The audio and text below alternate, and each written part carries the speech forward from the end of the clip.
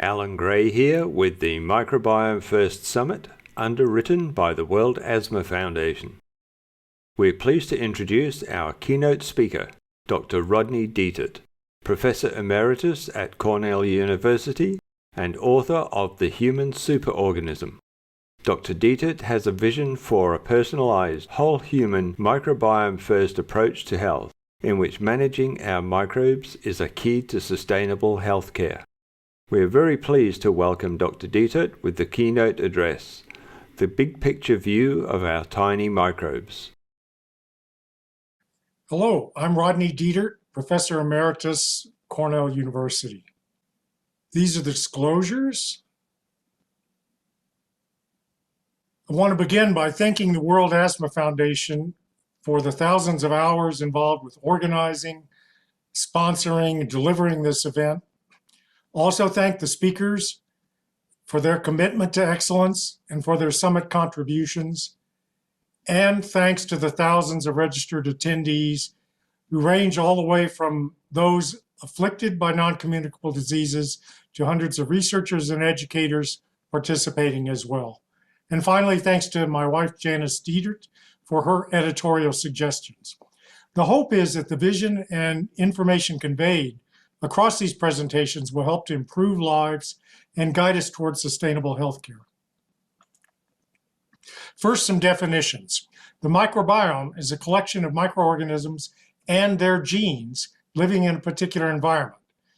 So this includes bacteria, archaea, viruses, fungi. And for humans, it can involve the whole human body, the human microbiome, or a specific body part, such as the gut microbiome or the skin microbiome. Microbiota are a group or collection of microbes. So we might talk about the gut microbiota.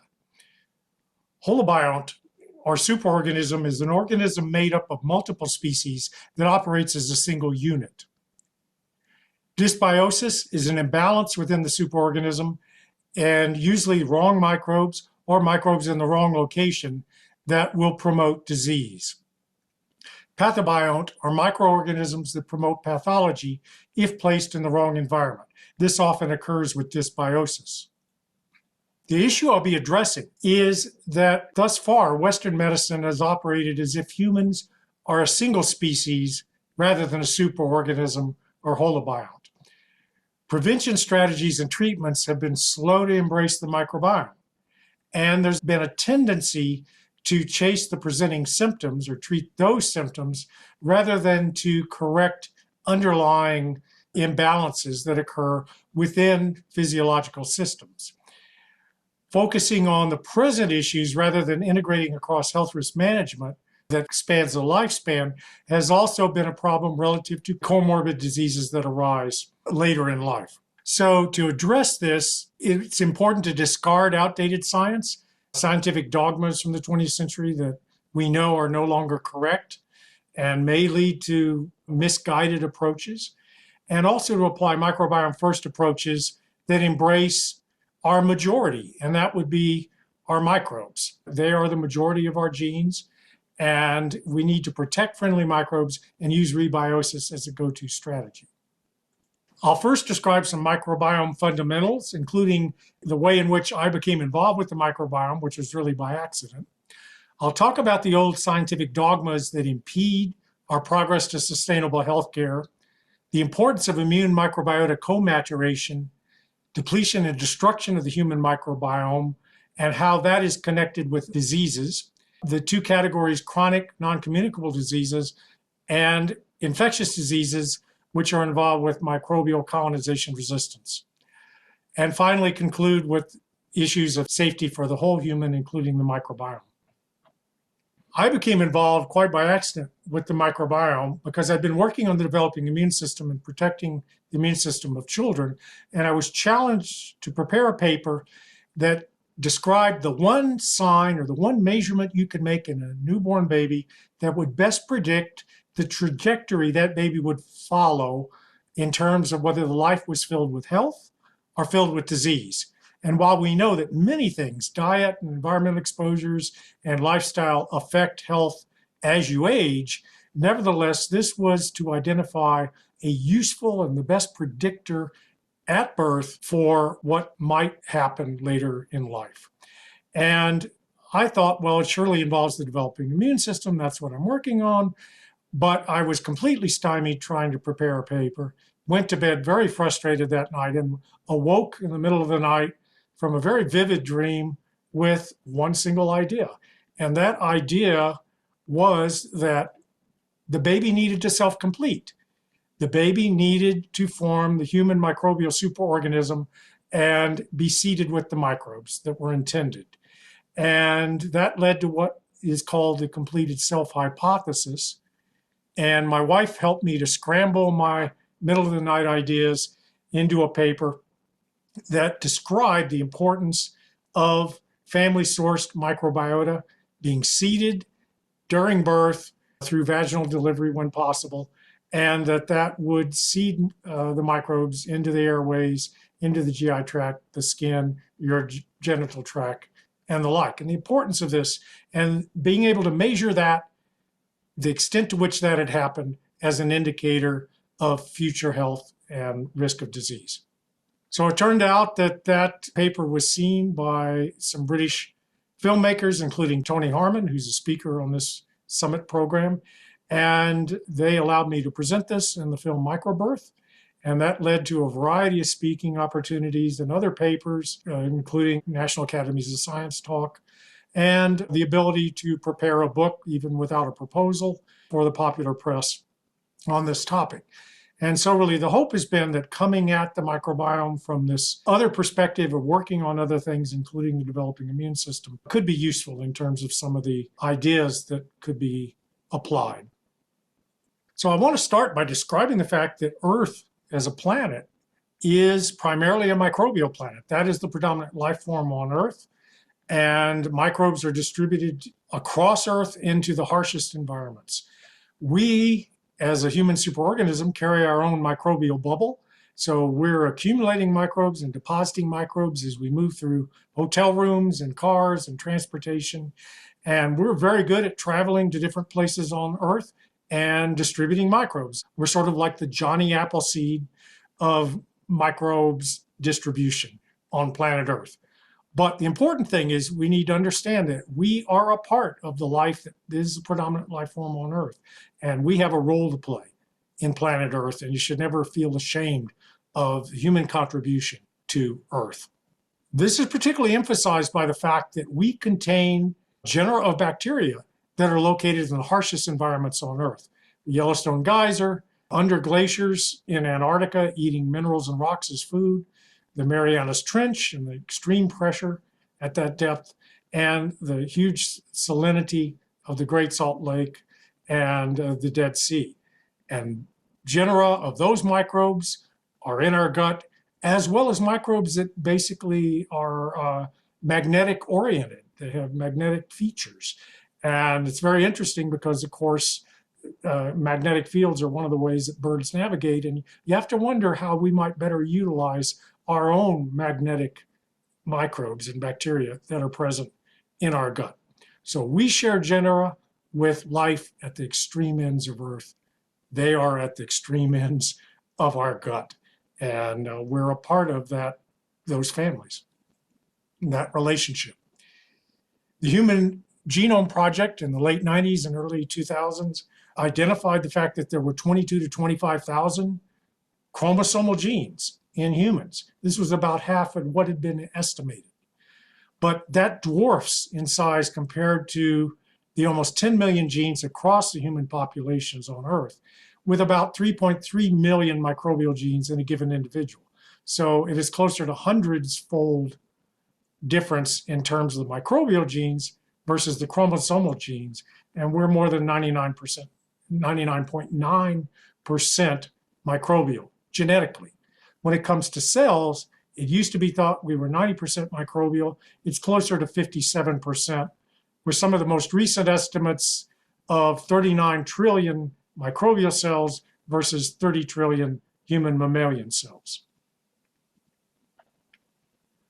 The location of the microbiome is really important. Our microbes are our gatekeepers. They're also the filters for what is outside of our body. And if you are a toxicologist and considered routes of exposure to potentially hazardous chemicals or drugs, then you'd worry about dermal exposure through the skin, oral exposure through ingestion, and inhalation by breathing. Well, these are the locations of the microbiome: skin, GI tract, airways, and urogenital tract as well. So as a toxicologist, I would say, well, the microbiome is the first to see chemicals, and whether they're hazardous or not is really in the perspective of the microbiome. If I were a microbiologist in the microbiology department at Cornell, I am in that department, worried about infectious agents, I talk about portals of entry, how infectious agents enter our body. Well, they enter through breaks in the skin, oral exposure, urogenital exposure, and inhalation. These are the exact locations of the microbiome. Again, the nose, the mouth, skin, urogenital, gastrointestinal system.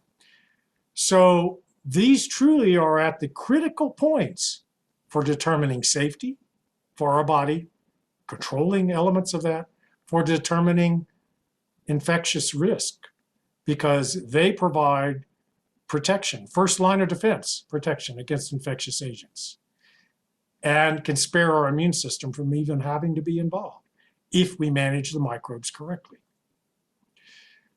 So the microbes are able to establish an internet. They are basically nature's internet. And this is illustrated by the fact that a plant under attack from aphids is able to communicate its position, its defense, its stress through a soil, mycelial, and bacterial network that will reach another plant and allow a plant at a distance to change gene expression and arm against aphids and be successful in defending against them. So this plant communicates through nature's internet, microbial network, to change what happens and give information to another plant. I can assure you plants are not the only things that can do this. We simply need to figure out how using our microbes can help communicate person to person and through the environment, through these media, using nature's internet to give us the capabilities that we have not yet really recognized. The other point is that we often feel better when we're immersed in nature, when we're in a forest, when we're gardening, and there's a reason for that. And that's because the environmental microbes, such as Mycobacterium vaccae in soil, are able to modulate us, modulate our physiology, and they're also in contact with microbes inside of us and on our skin. So this bacterium, for example, will reduce stress. It will reduce anxiety. It's very useful for PTSD. And it explains why we need these kind of microbes. We need these exposures to stay healthy. And they can actually reduce our dependency on the need for certain medical care and drugs. So as part of the Veterinary College at Cornell, I'm almost obligated to show you at least one animal slide. And the point of showing you dogs is that they often do not greet face to face. It's more nose to tail. And the reason for this is they are among the best species at sampling the microbiome and knowing the microbiome through the volatile organic chemicals that the microbes emit. So they can detect these at a level that we're not, that is thousands of fold above our sensitivity. And when they're doing this, they're basically saying, who are you as a canine superorganism, and do you have any useful microbes? And I used to think, oh, this is disgusting behavior by dogs. No, it's brilliant behavior. They're a lot smarter than I used to think. And this is also proven by the capacity to train dogs to detect bacterial pathogens, or very specific bacteria. And this is Cliff the Beagle, who was trained to detect C. difficile, which is a hospital-associated life-threatening infection. And Cliff was able to detect this days before other instruments in individual patients and in hospitals in terms of outbreak. So your dog probably knows where you are in terms of your microbiome. You just haven't asked the dog in the right way. Because the microbiome is at these portals of entry, at these routes of exposure, they are going to react to the chemicals that are in environmental pollutants, in drugs, diet, food, and supplements. And they'll do several things. Some of them will sequester this. They want this. This is what I need. I've been waiting for this. Thank you. And they will hoard it. They may avoid it and exclude it because they do not want it. In fact, they will deliberately not expose themselves to it if they can avoid it. They'll metabolize it. And depending on the metabolism, they'll either make something useful for you, they could make something dangerous for you. It depends on the microbes you have in your microbiome. You can control that, and your healthcare providers can assist. They may signal, so they produce other chemicals that affect gene expression in other microbes and affect gene expression in the human mammalian cells. Some of them may die. They may be sensitive to it. Some of them may grow. It may be the food they've been waiting for. They'll expand in population, or they may relocate. And this is a bad thing. If they translocate, they usually move to an environment where they'll cause more problems than benefits. And so you don't want translocation in general. They need to stay in their wonderful niche, their wonderful habitat, and not be forced to other parts of the body. So individual status, personalized medicine, involves a microbiome as well. And depending on your microbiome, it can make an environmental chemical, such as arsenic in drinking water, more toxic to you, or it can better protect you. And your individual risk for a given single exposure to arsenic in drinking water is determined by your gut microbiome. So you may be more sensitive or less sensitive than your neighbor, depending on your microbiome makeup. It can determine whether a drug has efficacy or toxicity. And there are examples of this. Digoxin, for one, can kill some patients, can be ineffective in some patients, or beautifully effective in some patients, all based on the level of one bacterium in your gut. It can determine the physiological response to certain foods and supplements. Not all of us respond the same way, and understanding your microbiome makeup can help determine your likely response to a particular diet or particular food or a supplement. So we can pair these, we can work these in concert. So the old dogmas that hold us back from healthcare are things, some of which I used to teach when I went to Cornell in the 1970s, and we now know is simply wrong. One of those would be that most microbes are a threat to human health. Well, no, most microbes are actually safe, and many of them are needed by us if we're going to be healthy. For example, some of them make vitamin K. We can't make that ourselves. And we need them to metabolize bile salts. And we need them to digest our food and produce certain things that actually benefit our bodies. So they are required for good health. And there are a few that are pathogens, but they're much outnumbered by those that are safe. The newborn is fully prepared immunologically to fight all diseases. I used to teach that in immunology in the 70s. Not so. The infant coming out of the womb has been specially attuned immunologically to being in the womb. There have been some things that were not allowed to develop and to mature because they would have presented a problem with carrying the fetus to term and the mother's immune system as well. And so the newborn is skewed immunologically at birth, and this has to be corrected. It's corrected by co-maturing with the microbiome. These are communicating with each other, the immune system and the microbiome, and that is required to immunologically balance the infant and the infant being prepared to fight disease. Otherwise, without this and in the absence of this, the infant is born with a predisposition for inflammatory generated disease and infection, and a higher risk of infections. And that's simply the case. It's a programming for disease, if not corrected through microbiome cooperation. So all the more important to do that. Third, we now know that the immune microbiome interaction is so biologically sacred, it can literally cause organisms to separate into new species. And this occurs when the immune system does not like the microbiome in a hybrid created between organisms and kills it. It kills it through massive inflammation, which, by the way, sounds a little like what happens at a lower level with chronic diseases, where you have inappropriate inflammation. So in this case, you can either create species separation, or you can have organisms in the same species completely based on how the immune system and the microbiome like each other. That is a very new finding by Seth Bordenstein at Vanderbilt and other colleagues. Non-communicable diseases are completely not able to be communicated or not infectious.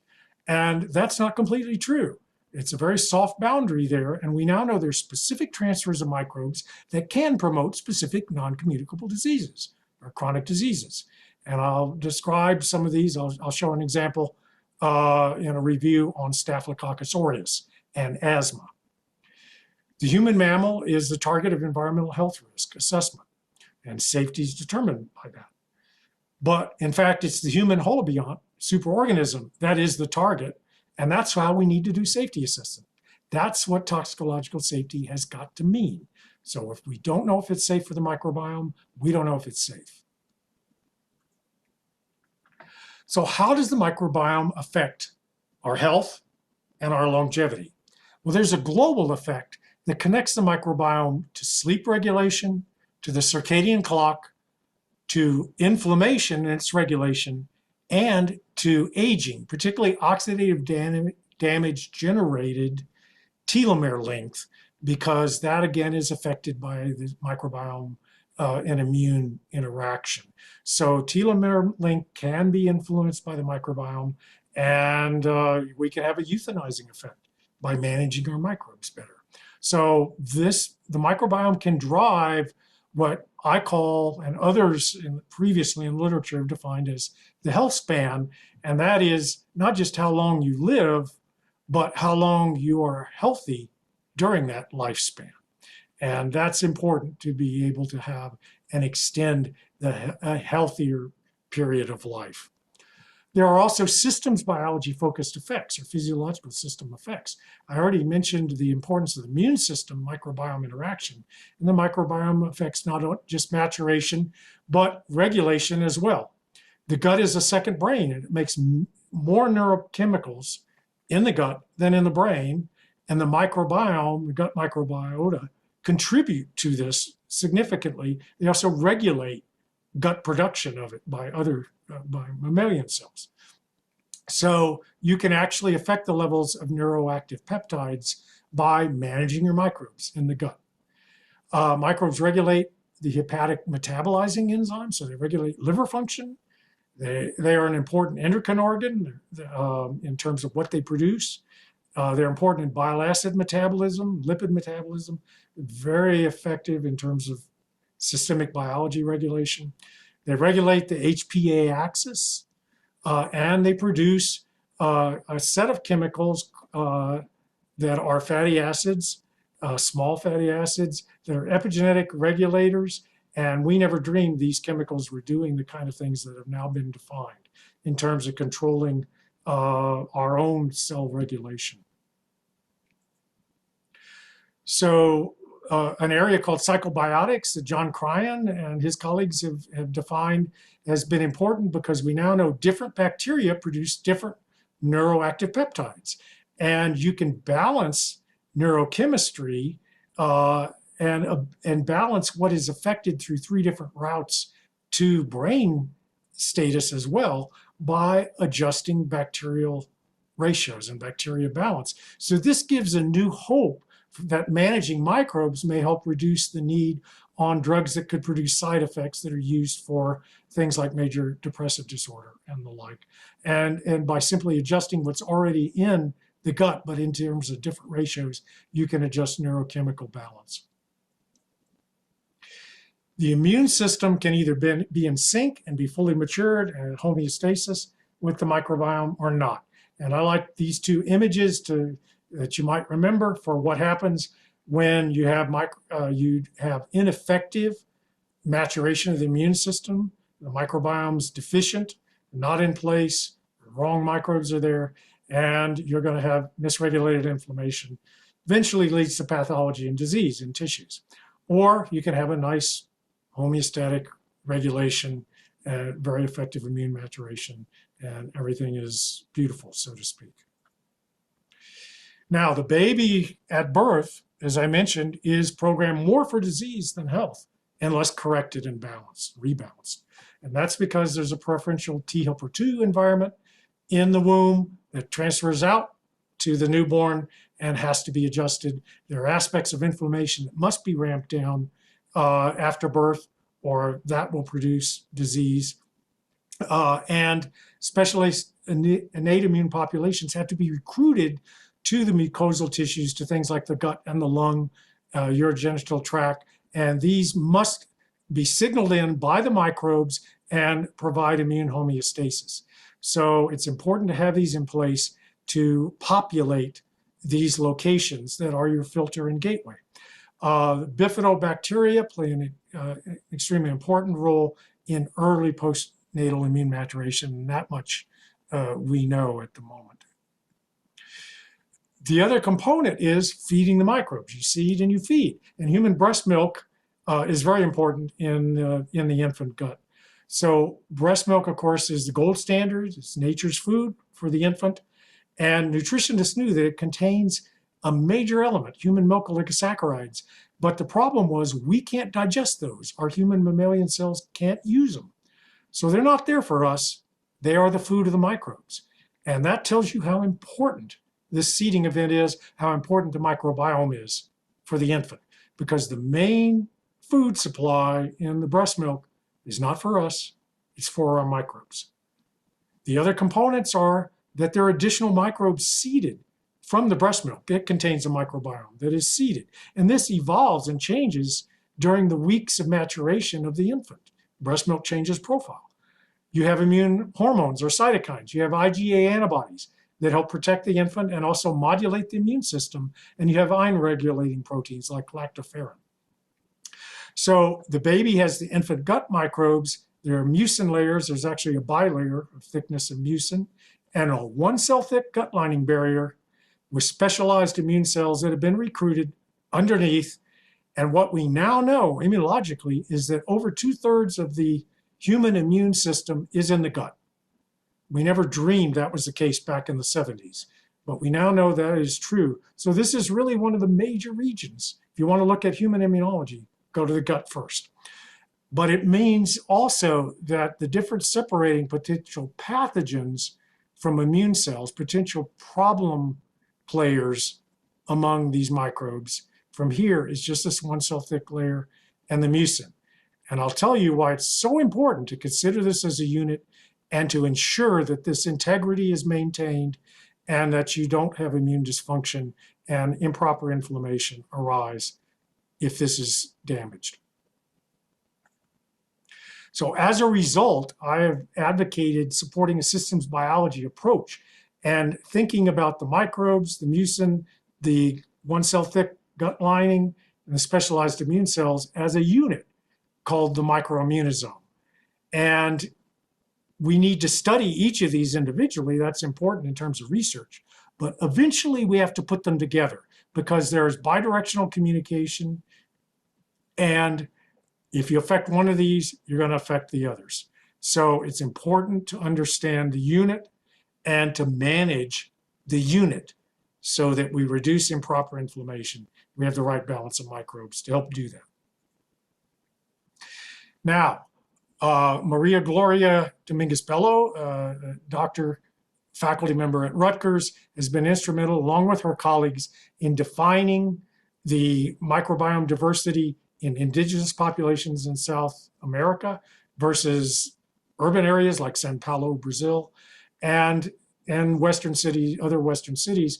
And the fact is that through her work and Martin Blazer's work, we know that we've lost over 1/3 of microbiome diversity in Western countries. And that's part of urbanization, diet, antibiotic use, unsafe things that damage the microbiome that we never knew about. But this is important because Dr. Dominguez-Bello has shown that if you take these people and immerse them in this environment, particularly children can increased diversity of their microbiome. They can become more age-matched, similar to indigenous populations. Adults, it's a little harder. They do change, but their age matching is not as complete. So the earlier, the better. But what we know is these populations don't have obesity, cancer. These do. And you can get there very fast. Lose diversity, increase non-communicable diseases by simply immersing yourself in the urban environment. So we have the clues how to do things differently and more usefully. This is also shown through things like elective cesarean delivery, where if you don't have the seeding properly, if you don't collect mom's microbiomes and install them medically after birth, and Dr. Dominguez-Bello has developed a procedure to do that, then you're going to have altered immune development, altered cytokine production, more hospital-associated microbial seedings, elevated risk of diseases with the mucosal immune system dysfunction. The same thing can happen relative to production animals.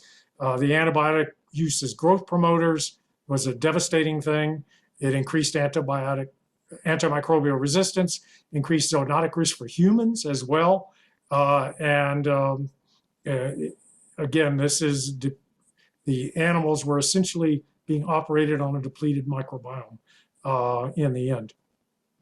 You can see this with zoo animals. Howler monkeys are an example, where there are 57 plant species that they access in Vietnam as food. If you go to Asian zoos, they usually have fewer plant species, and that can erode the microbiome in part because of diet change. If you go to some Western zoos, there's only one plant species that may be used. And this dramatically reduces microbial diversity. So what happens? Because the spaces in the lung, in the gut, in the urogenital tract, on the skin, they're going to have microbes. It's just a matter of where they come from. Well, interestingly enough, these animals become humanized. They actually acquire microbes from the animal handlers. That's really who they're exposed to. And because they lack microbes, diversity, they will acquire animal handler microbes. The same thing happens among lab animals, such as rats and mice, because they are not as diverse as wild rats and mice in terms of microbiome. So they will actually acquire microbes from the animal handlers, and their microbiome is affected by the breeding facility, caging, bedding, feed, the building they're in. So if you're doing research with lab animals and you change technicians that are handling them, you change the room, or you change the building, you could well affect the physiology of those animals and the results of your experiments. 6 factors led to the microbiome depletion and this current epidemic of chronic diseases. Antibiotic overreach is described beautifully by Martin Blaser in his wonderful book. The food revolution and diet, moving to reduced use of breastfeeding and increased use of processed foods. Urbanization, where we have megacities, we see trees and parks and we think it's wonderful, that we're just good to go, but in fact they are microbial wastelands. And again, you can look at Dr. Dominguez-Bello's work to see this. Birth delivery mode, where there's increased elective cesarean in some countries, and that reduced seeding of babies. Misdirected efforts at human safety, where we never screen for safety for the microbiome, and we're now paying the price. And mammalian-only human medicine, where we need to include the microbiome, we need to go to microbiome-first approaches, and we can no longer treat the human as a single species. So there are 4 basic pillars that pertain to these chronic diseases, or NCDs. They are likely to be programmed in early life, so what you do in pregnancy, in the infancy, in the early childhood is really important, because that's when you set the programming of the physiological systems and can misprogram certain things that will contribute to later life chronic diseases. Uncontrolled inflammation is key to maintaining chronic diseases. So if only we could get to the roots of that, we would have a better chance of effectively treating these conditions and reducing the likelihood of comorbidity. Having one NCD currently increases the chances of developing additional NCDs. And we know, in fact, the spectrum that are likely to occur in a cohort of children who are obese or children with asthma. Microbiome status affects the risk of NCDs and determines also the effectiveness of drug therapies, as I'll show you. So this is an epidemic, and NCDs account for the major cause of death, majority cause of death globally, including developing nations. It's over 70%. And it's estimated by the World Economic Forum, Harvard School of Public Health, that the expense toward NCDs is going to be half of the global GDP by 2030. So we already can't afford this, but we're really coming to a crisis in terms of sustainability of what we're doing in managing chronic diseases. These diseases are emerging at earlier ages, so we have a greater prevalence of pediatric celiac, pediatric arthritis, for example, that used to be later diagnosed conditions. There's reduced, there's loss of life years, increased disability years, and a greater need for caregivers. We're running out of caregivers with some of these conditions. And we now know that earlier in life is better in terms of trying to correct NCDs. Doesn't mean you can't do useful things later, but adolescence is the last outstanding chance to do something. So we need to do things differently in managing these differences. In 2010, a group of us collaborated to publish this Venn diagram, asking the question, what if a cohort had a particular chronic disease, immune-inflicted chronic disease, like childhood asthma, inflammatory bowel, autoimmune thyroiditis, psoriasis, recurrent infant respiratory infections, frequent infections? What was their prognosis relative for that cohort relative to risk of additional chronic diseases? And the answer is there's a predictable group of diseases that they're at a higher risk for than the general population. And you can see these outlined in each of these ovals. What's interesting is at the epicenter of these are three conditions: depression, sleep disorder, and atherosclerosis or heart disease. And these are three of the most prescribed drug conditions that exist.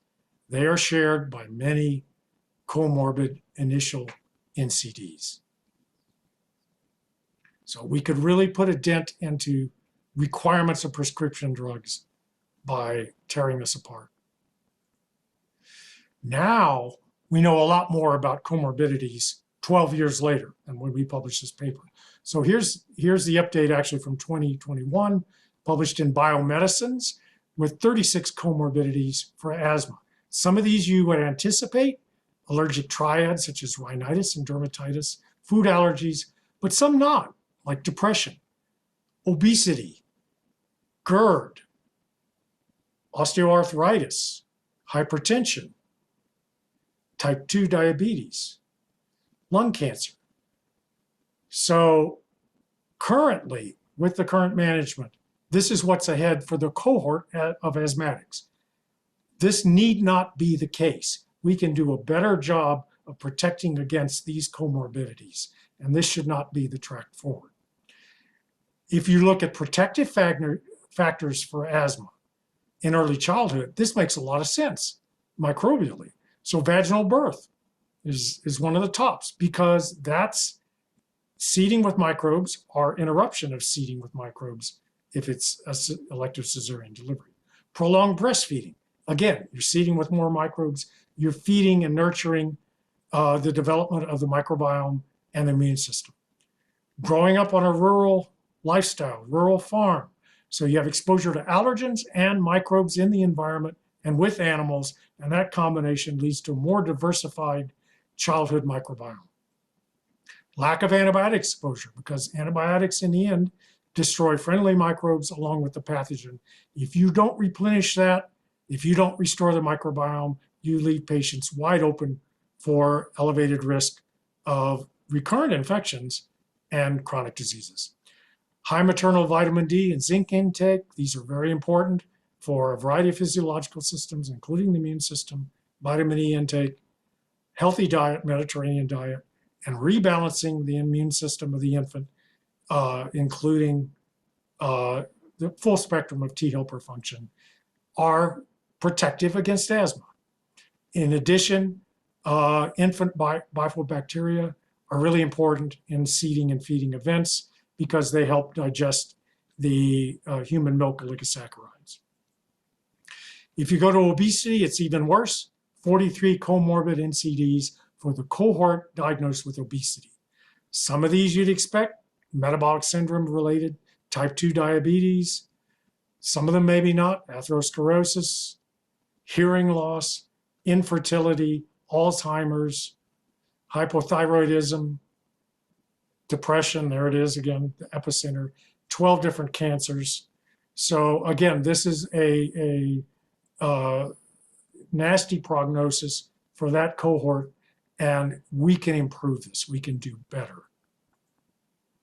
One of the ways this is thought to happen is the fact that the conversion from beige fat cells to white cells, fat cells during obesity leads to this becoming an immune organ filled with macrophages that are polarized toward what's called M1 inflammation.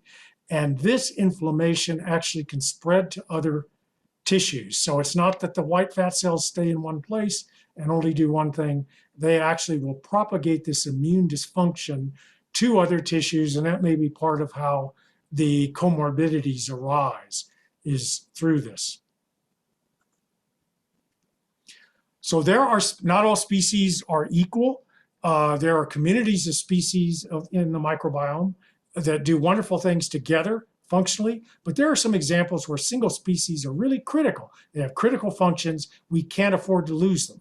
So one of these, where there's only one or two species that carry out the function of mucin maintenance, is Akkermansia muciniphila. And this particular bacterium is critical to maintain not just the mucin layer, but then the integrity of the one-cell thick gut lining. So if you lose Akkermansia, you're in trouble. You're on the way to metabolic syndrome and probable obesity. So there are a number of things that are known to kill Akkermansia. Among these are food emulsifiers. Now, food emulsifiers make your food smooth and keep it from separating, and they're extremely prevalent on grocery store shelves. And they are extremely dangerous because they will destroy this bacteria. So here's an example of something where regulatory agencies may want to take a look at the ramifications of this being in what people think is healthy food, but is not. Heavy metals will do this. Cadmium, it can be, or obesogenic. Some antidepressant drugs and plasticizers, bisphenol A. So bisphenol A, again, is still not banned everywhere. And the question is, why does it take 2 generations of exposure to get a dangerous chemical out of our products? So I think, again, this is a case where here is a keystone species. We need this function, and we know that there are actually food products that are destroying this at the moment. There are other functions that this bacteria carries out besides mucin regulation. It also has pili, like proteins that stick out from it, that modulate macrophage status, and they will protect against the obesogenic polarization to M1. So they move macrophages in the opposite direction. They will block or protect against fibrotic effects in the liver. They will help defend the host against influenza. And that's extremely important, that frontline defense I talked about against pathogens. And they modulate the host serotonin system. So they're modulating neuropeptide active production by other bacteria.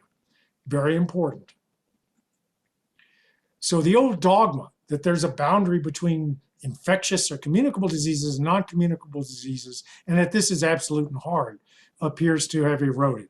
We now know that there are some cases where particular pathogens can be transferred and can, in open individuals that don't have a diversified microbiome, produce a particular NCD. And this is now known to occur.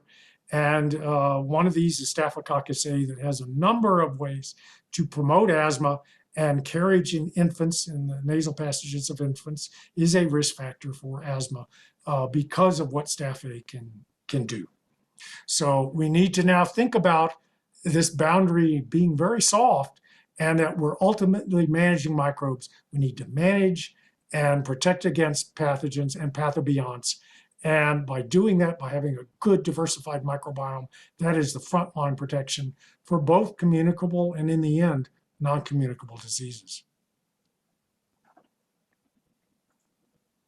This simply shows an example of where a bacterium, Fragilis in this case, can block an opportunistic pathogen, keep it away from the gut lining, not allow it to kill gut lining cells and damage and make this porous or leaky, and allow immune balance to occur.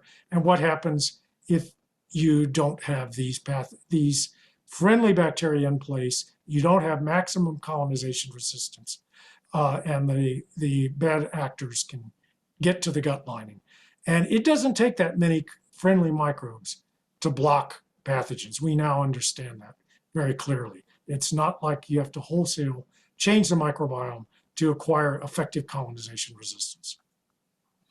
So how do we know this works? Well, it started by looking at what happened in the poultry industry in the 80s and the 90s, because there was a huge problem, particularly in the Northeast US, where there was a salmonella outbreak in poultry. It was transferred two ways, through the egg and bird to bird, horizontal transmission.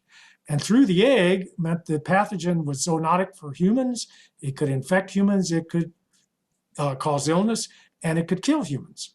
So food safety was a huge concern, and egg consumption plummeted. And because food producers, farmers are making just pennies on the dozen in their end of the profit, this was devastating. So they needed a quick, effective solution. And the solution they found went back to a Finnish scientist who in the 60s developed something known as the Nurmi concept, named after himself, Nurmi. And that was to achieve colonization resistance by loading the chickens up, feeding them Lactobacillus acidophilus, one of the probiotics that was known back in the 80s. Well, doing this works. Salmonella was blocked. The chickens and the food were safe and safe for human consumption, and it allowed the industry to come back. And this has been used in commercial poultry products ever since. So we have 35 to 40 years of success based on this. You just never hear about how this saved the poultry industry and how we have that amount of data being applied on a pennies profit industry. So does this work? Do probiotics, can they work if you know what you're doing, if you know how to nurture the right probiotics, if you know how to use colonization resistance? Absolutely. Otherwise, you wouldn't have eggs to eat today. So safety. And this is where I was involved directly with a colleague, Dr. Ellen Silbergeld of the Johns Hopkins Bloomberg School of Public Health. And Ellen was on the National Research Council in 1987 when they developed this model that's used to determine human safety, whether it's an environmental chemical or a drug or a food additive. This is the flow chart that's used. So you have exposure to the chemical, you have an internal dose, the biologically effective dose, and you go through to where there's altered physiology or organ function changes, and then clinical disease. And there are a variety of susceptibility markers, age, host genetics, and the like that come into play.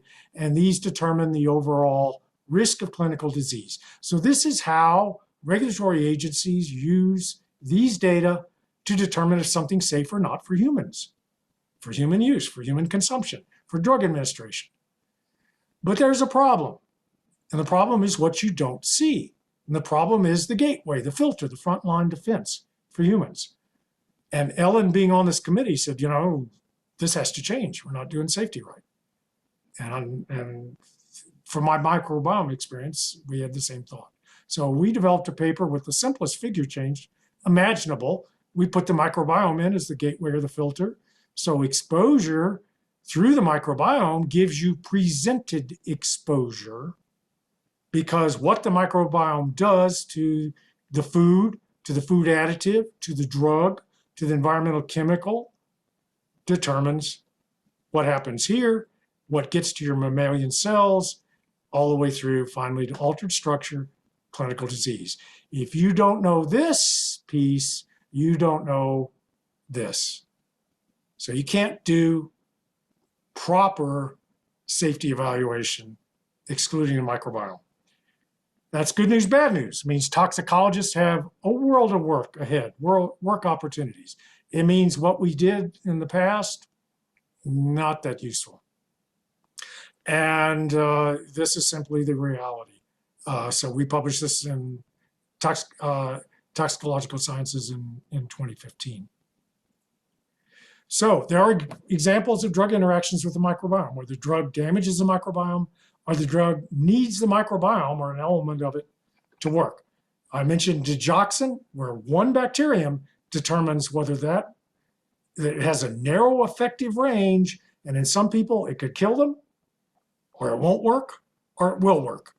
You adjust this bacterium level, it'll work. NSAIDs, over the counter, used by many, one of the most used drugs in existence, can damage the microbiome. Obviously, dose matters, but if you're using it regularly, it can damage the microbiome. And microbiologists can not only tell you that it's damaged it, they can tell you what NSAID you've been using because of the pattern of the damage, because there's some subtle differences in what gets killed and what doesn't between the NSAID categories. Proton pump inhibitors, maybe you're worried about gastric ulcers from NSAIDs, you take these, they damage a different part of the microbiome. SSRI antidepressants, they restructure the gut microbiome, causing a loss of some needed species. Oral steroids, metformin. Laxatives, antihistamines, on down to cancer therapeutics, where these are needed to be metabolized by the microbiome to be effective. So we now know if only we manage the microbiome, we could increase the effectiveness of cancer therapeutics. That would be a glorious thing. So I want to point out that it's the combination of maternal status, OBGYNs, you can positively affect 2 generations by affecting the maternal microbiome and making sure it's healthy. It's antibiotics, delivery, seeding, it's formula feeding versus breastfeeding, it's exposure to things like heavy metals coming through baby products, contaminants, bisphenol A, food additives.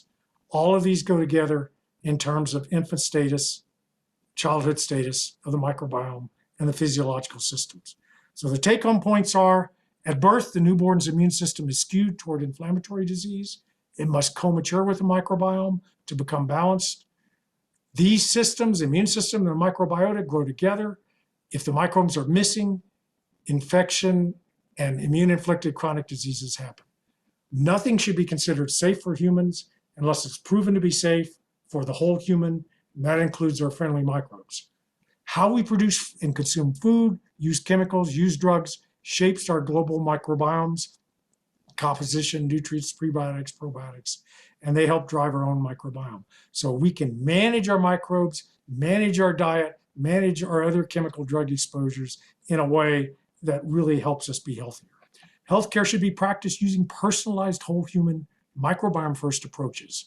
That is really direction to reduce the NCD epidemic, to provide better resistance against infectious diseases inherently and on a personalized basis. It really is all about managing microbes, and that's the key to sustainable healthcare.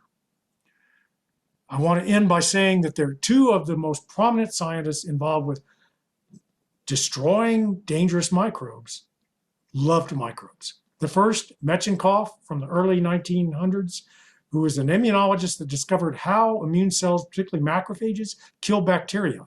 But Metchnikoff wrote a book on probiotics. He believed that you needed to consume fermented foods to be healthier and to have better longevity. And he consumed Lactobacillus bulgaris and believed this was really important for health. So he loved microbes. Alexander Fleming, the discoverer of penicillin, loved microbes so much that he used coloriform bacteria that had different colors to create art as one of his hobbies. So this is an example of bacterial art created by one of the great destroyers of pathogenic bacteria, Alexander Fleming. They loved their microbes. I want to thank you. I want to thank the World Asthma Foundation for sponsorship, for providing this. I want to thank all the professionals who have made presentations. And the hope is that you can use the science-based resources that are available through this summit, and you can access from the convenience of your home and office, and that can help you personally, and it can help drive us towards sustainable healthcare. Thank you so much.